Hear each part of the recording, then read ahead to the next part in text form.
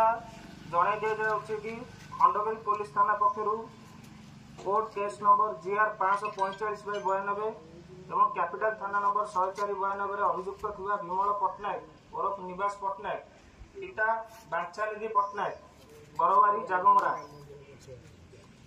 से बारंबार कोर्ट को वारेंट बाहरिया पर पलातक भाव में रोचंती एवं कोर्ट एवं थाना रे अपियर करूना तेणु माननीय कोर्ट को द्वारा प्रोक्लेमेशन अंडर 82 एंड 83 CRPC जारी करा जायछि।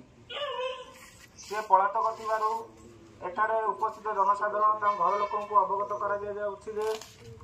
आसंता 2 एप्रिल 2025 तारिख सुधा से कोर्ट रे कि थाना रे अपियर न कले तांकर समस्त स्थावर अस्थावर संपत्ति बाज्याप्त करा जिवो। आउ थरे कहि रखिया चाहूछि जनसाधारण एवं घर लोक अवगत कर दी जाउछि आसंता 2/5/2025 तारिख सुधा कोर्ट कि थाना रे अपियर न कले तांकर समस्त स्थावर अस्थावर संपत्ति बाज्याप्त करा जिवो। निर्देश नाम